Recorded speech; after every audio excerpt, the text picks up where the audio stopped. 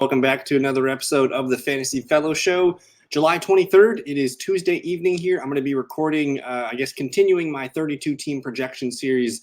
We're in the middle of the NFC South right now. We're moving into New Orleans, so we're going to talk about all the Saints in this video. And if you guys are new to the channel, I'll probably post a comment below to the projections playlist. So if you guys want to look up a certain team, I'm doing a 15 to 20 minute video on each team, showing you my preliminary numbers and projections. And I'm going to continue to tweak these numbers throughout. Now that training camp's here, I'm going to continue to tweak them throughout August. But these are the initial numbers. And if you guys haven't seen any of these videos yet, what I do is I talk about the 2023 review, kind of talk about what went well, what went wrong, what's different going into 2024. And then we look at each position: quarterback, running back, receiver, and tight end. And we just kind of break it down, and I show you guys my projections. So we're going to hop into a screen share here. And I will say, hey, if you guys are new to the Fantasy Fellowship, definitely like the video, subscribe. That helps the channel grow. But check out the fantasyfellowship.com. We're doing a $10 a month membership this year, where you guys get access to rankings, projections, bonus data, articles, and things like that. All kinds of stuff that you need to help win your league. And it's July 23rd as I record this year. But if you guys get in for the month of August, when you need to do your fantasy research, that's the month that I would recommend doing it the most. And you also get access to the Discord. So no more of that. We're going to hop right into it, and we'll talk about the 2023 New Orleans Saints. And they were kind of a letdown last year, but the numbers actually looked okay. If we just open up the numbers and we talk about, it was year 3 of Dennis Allen. Pete Carmichael, who's been there a long time, probably over a decade. He's been the offensive coordinator there. He's out now. But last year, we saw the most passing attempts out of a Saints offense as we've seen going back. I chart back to 2017. So since 2017, it's the most passing attempts the Saints offense has had. They threw it for 606 passing attempts, 67% completion percentage. It was a pretty good passing effort here, 4,225 yards. Just under 7 yards per attempt, though. 28 passing touchdowns, 11 interceptions. So the passing numbers were pretty good here. You had Derek Carr, his first season with the Saints.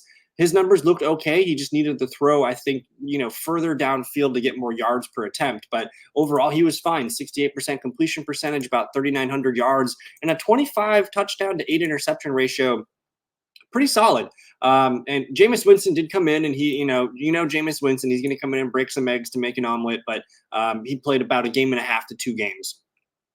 So it was mostly Derek Carr, and we did get some Taysom Hill options down here at quarterback. So the passing game, overall, it was fine. I don't have any issues with the passing game. The issues that I do have were with the running game, and they were just so ineffective last year as a running team.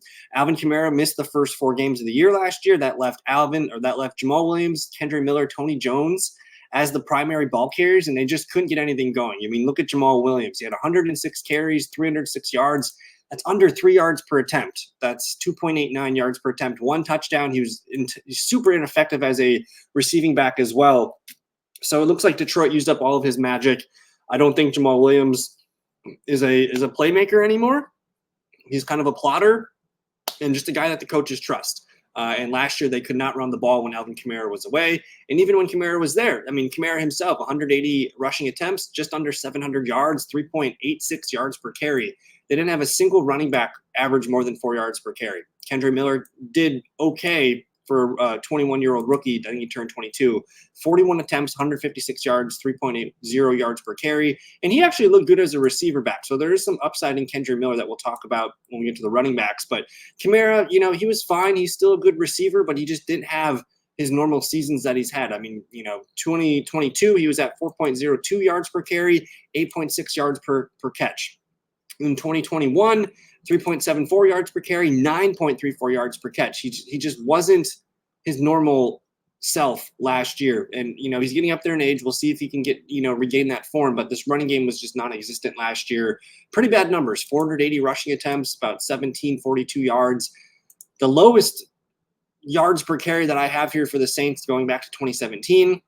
And, only 13 rushing touchdowns. So all in all, good passing game, bad running game, 9-8. They were supposed to win the South last year, and they just couldn't do it. So, but that's enough for 2023. Let's move on and start talking about the 2024 team. And they're kind of running it back. They didn't really make any significant decisions or additions to this team. They still have Derek Carr at quarterback. We'll talk about the quarterback first. But, they added nothing of note here. They still have the tight ends, receivers, and running backs that they had last year. So Derek Carr coming into the year, he actually played really, really well at the end of last year. I made a YouTube short or a TikTok about it. I believe he was QB2 for the last 4 weeks of the fantasy season, and he finished really, really strongly. This year, I have him playing almost every game. I did put Spencer Rattler in for a game and a half, 2 games, something like that, just because I like to, project most quarterbacks for 15, 16 starts. But with Derek Carr, he's locked in with that contract. He's probably playing 16, 17 games if he's healthy. And I got him at 535 passing attempts, 67.66 completion percentage, finally over 4,000 yards with 4,015. Yards per attempt is going up this year to 7.5, 26 touchdowns, 10 interceptions, and then a little bit of dust on the ground and a touchdown. Now, I didn't talk about the change at offensive coordinator, Clint Kubiak. Let's talk about him for a little bit and see where he has been the last few years, because I think this is a significant change, a different philosophy coming to the Saints. They're going to play a little bit different style of football. He was the passing game coordinator for the very successful 49ers last year. He had a season with the Broncos, and then he spent some time with the Vikings and some more time with the Broncos. So, you think about the Broncos and the 49ers, more so the 49ers, they're going to play really efficient football and make good decisions. As a passer, they're going to check down. They're going to run the ball efficiently, and they're not going to take a lot of risks. And even going back to the Minnesota days, the Kirk Cousins offense is where, he's going to be high yardage, high yards per attempt. There are going to be some big time throws. And I think Carr can do that. I think Carr is a really nice super flex QB2 option. And when I pulled up those numbers from last year, he was QB2 the last 4 weeks of the season, weeks 13, 14, 15, or I guess weeks 14 through 17 last year. And he had some really big games. He was QB1 in one of those weeks. Some really nice stuff here. The team started to gel offensively, and we like some of the weapons here. So I don't think it's crazy for Derek Carr to finish as like a top 15, top 12 QB. I think he's firmly a top 20 QB for me. I have him at 21. So, he'll move up or down based on injuries or other teams not playing as well. And I think he's a really solid QB2 this year. He doesn't offer anything rushing though. So that's one of the boxes that I like to check. I'd rather take a shot on a guy like Bryce Young, Geno Smith, Deshaun Watson, guys that can elevate with the running game, maybe even Will Levis. So I like Derek Carr a lot. I think for super flex leagues, he's totally cool as a QB2. In a 1 QB league, you're probably not drafting Derek Carr. He's going to be one of those guys that sits on the waiver wire and you just need him when you need him kind of thing. But I think there's optimism here. He's year 2 with Dennis Allen and just around the Saints and these players. So chemistry should be better. I expect the Saints to be better passing the ball this year than they were last year. But let's and then Spencer Rattler's there. Again, we'll see about him. I think he was a 4th round pick. Interesting guy. He'll probably play most of the preseason, so we'll keep an eye out for that. But looking at the running backs, you have Alvin Kamara, Kendry Miller, Jamal Williams, and then they got a couple guys here, Jordan Mims and Adam Prentice, who's more of a fullback. Not sure what to think about this backfield. Alvin Kamara has showed signs of decline the last 2 years. It looks like he's dedicated himself this offseason to be back to his better self, so I'm expecting upticks in pretty much all of his stats and his efficiency metrics. I don't think he's a stud top 10, top 12 running back, because I think they want to see what Kendry Miller can do. The Saints are looking beyond the curtain, and they're looking to see who's going to be their guy next year, because they could easily cut Alvin Kamara after this year. That's why he's in a little contract dispute, because they could just chop him, and he's got nothing else left to do about the contract here. So he's trying to get money and guaranteed years left on the deal. But I think we're going to see what Alvin Kamara, Kendry Miller split looks like this year. I do have Kamara leading the backfield, 165 carries, 675 rushing yards, 3 touchdowns. Still the primary receiving back too, 65 receptions, 75 targets, 445 yards, and 2 touchdowns. Now, those numbers I feel are a little low. Again, he missed 4 games last year, and he had 180 carries and 75 catches. I'm projecting lower on both of those, and that was with missing 4 games. So, just being up there in age, wanting to see what the younger Kendry Miller has, I think that could be a thing. I do have Kendry going for 130 attempts, 585 rushing yards, 4 touchdowns, 25 receptions, 30 targets, 185 yards, and a touchdown. I think he's going to be. I think we're looking at a committee here, and we'll continue to watch the tea leaves in training camp now that we're here. But it does sound like we're getting a different style offense in New Orleans. It's going to be more fast paced, more motion, more things happening before the play is actually snapped, which could really benefit Kamara. You can move him out and put him in the slot. You can do a lot of fun things with him getting the ball in space. So maybe my numbers are a little too low on Alvin Kamara. I think I might boost them a little bit. I just think Jamal Williams is cooked. These 40 carries to Jamal Williams, these 10 targets, I should probably lower them by half in each category. Maybe give those back to Kamara to see where he's at. But let's look and see where I have Kamara coming in this year. I have him at RB22. And, I think he's startable as your RB2 just in full PPR leagues, man. He's going to rack up catches. Again, I think I'm going to adjust these numbers, and maybe he moves into like RB 17, 18, 19 territory just by moving him up a few points.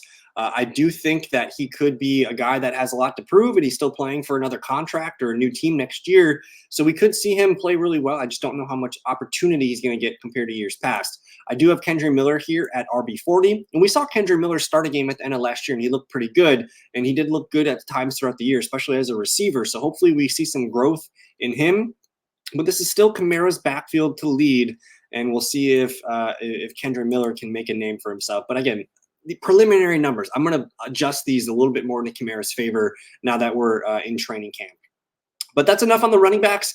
Let's move on to the wide receivers. We're talking Chris Olave, Rashid Shaheed, A.T. Perry, Cedric Wilson, Bub Means out of Pittsburgh, and Equanimous St. Brown. This is really only two names you need to know on this list. It's Chris Olave and Rashid Shaheed. I think both guys are draftable for sure in redraft leagues. Chris Olave is the dude. If you're drafting one Saints player, you just circle Chris Olave and you try to get him round 2. Man, if you can get him as your wide receiver 2 in fantasy football this year, I think that's where he's going to be a true gem. He's coming off a really nice year last year. He had career highs in receptions, targets, yards, and touchdowns. He had 87 catches last year, 138 targets, 1,123 yards, and 5 touchdowns. One of these years, he's going to spike and catch 8, 9, 10 touchdowns. It could be this year. And I have Olave just being a slob this year, getting more chemistry with Derek Carr, year 3 breakout potential for Olave. I've got him at 99 catches, 150 targets, 1,265 yards, and 7 touchdowns. So I have him repeating and putting career highs across the board. And man, I think he's got a top 10 upside within him. And if he does catch a lot of touchdowns, that could push him into the top 5. Guys, we've seen Derek Carr feed Devontae Adams. We've seen him feed Darren Waller. We've seen him feed his top guy and be a really good fantasy football player. And I think Olave, just the time's right for him to have a year 3 breakout. And I mean, he's been breaking out as a rookie. I mean, he had 1,000 yards as a rookie. He doubled it up again as a second-year player. And now, like, I think we need to realize that Chris Olave is one of the best receivers in the league, and we might see him emerge as a top 5, top 10 fantasy receiver this year. So draft Chris Olave, stamp of approval by the fellowship here. And then keep an eye on Rashid Shaheed. I think for best balls, I'm drafting a lot of Rashid Shaheed. I like his big play ability. 70, 60-yard touchdowns are in his repertoire. He's also got some ability to run the ball and get some big yards and some big gains there. But he's the clear number 2 target in this offense for me. 54 catches, 95 targets, 865 yards, and 5 touchdowns. Last year, 46 catches, 75 targets, 719 yards, and 5 TDs. I think he improves upon all those numbers, and we'll see about the touchdowns. I mean, he could easily be a guy that goes for 8, 9, 10 touchdowns too. So I like putting Rashid Shaheed on the end of my bench. He's a huge, big play guy. So in a redraft league, you can grab him as your wide receiver 5 or 6 under your bench and see what happens. Because I think, they paid him this offseason. And hey, if you're in a league with return yards, you should be grabbing Rashid Shaheed because he's a great return man too. But after that, like A.T. Perry, Cedric Wilson, one of these guys will be the wide receiver 3. A.T. Perry is the second-year player. I have him at 60 targets, 35 targets for Cedric Wilson. There's a lot of room in 3 wide receiver sets for one of these guys to emerge. I don't know who it's going to be. I'll bet on the second-year player, A.T. Perry, but for fantasy, we just don't really care about these guys. So we'll go and look and see where I have Olave and Rashid Shaheed. I do have Olave as wide receiver 11. Again, one of my favorite players to draft in round 2 or round 3 if he falls. And then if I come on down here, Rashid Shaheed, wide receiver 45. So again, a wide receiver 4 or 5 for you, redraft guy on your bench. And then we're going to finish up here at the tight ends. It's a mess at tight end. Juwann Johnson's coming off, I believe it was shoulder surgery. I can't remember what it was. But I'm waiting to see if he makes an appearance in training camp at all and see when we can get him back on the field. But I think this is going to be a really messy tight end room. They like all their guys, Taysom Hill, Juwann Johnson, and Foster Moreau. I think Juwann Johnson, if healthy week 1, he's going to be the guy that's on the field the most and catching passes the most. And I have been grabbing him in round 20 of best ball drafts. But, man, I've read a lot of interesting things about Taysom Hill, and he's not going away this year, guys. I think if you wanted to punt the position at tight end and say, hey, I'm going to take my 2 3-point floor with Taysom Hill. And then when he does get the touchdown and the rushing touchdown or the passing touchdown, you'll have a big 16, 18-point game. And I think that's totally fine. I think he's a fringe tight end 1 this year because he's going to be passing. He's going to be rushing. He's going to be catching balls. He had a huge increase in activity last year as a receiver. He had 40 targets, 33 catches, 291 yards, and 2 touchdowns. Before that, he was a 10 to 15 target player. So developing as a tight end, I know he's up there in age, but I think, until we hear more on Juwann Johnson, you can maybe grab him at the end of your bench in a redraft league. It's July 23rd. We're not going to have the answers for this, so we'll have to monitor this. And if Juwann Johnson's not available, Foster Moreau will probably be their every down tight end as a blocker. But I have Taysom Hill at tight end 13 in a full PPR league, and he goes up higher and higher if it's half PPR or standard leagues. Juwann Johnson, tight end 30, Foster Moreau, tight end 37. So until we get clarity there, it's kind of tough. I think I'm drafting Taysom Hill, though. If you want to play the tight end game, wait for Taysom Hill, see what happens. I think he could be a guy to keep an eye on this year. But overall, final review here, I think the Saints are a good team. I think they're offensively one of the better teams in the NFC South. I think they compete. They can compete with Atlanta. They compete with Tampa Bay. The defense is going to be the huge question. And then I think offensive line for the Saints. Can they? I mean, they lost. I think what's his name? It's not Ryan Ramczyk, is it? They lost one of their best offensive linemen for the year, and that's a bummer. That's why they drafted the lineman that they did. But I think the Saints, offensively for fantasy, man, you want to circle Chris Olave, you want to circle Alvin Kamara, you want to circle Rashid Shaheed, and then I like taking shots on Kendra Miller late on my bench because, hey, if Miller or if Kamara gets hurt and Miller's the guy, it's going to look night and day different, from Miller compared to Jamal Williams. So I think Kendra has the highest upside here, the highest sleeper potential, and Derek Carr, man, I think he's going to be consistent this year. I think he's got a chance to be a top 12, top 15 QB. Because if they're not running the ball, they're passing the ball well. So we'll figure that out. But either way, I think I'm cautiously optimistic on the Saints. Curious what you guys think. Let me know in the comments. Also, let me know if you guys are drafting any of these Saints that we talked about today. And I just want to say thank you. I appreciate you guys hanging out and watching till the very end. And go check out thefantasyfellowship.com. Go get one of those memberships. I might be running a promo soon. I think August 1st, I'm probably going to put out a promo. So if you guys want to wait for August to get it for the $10 a month, I might make it like $8 a month or something like that. So either way, thank you guys so much for your time. We'll see you in a future video. Peace.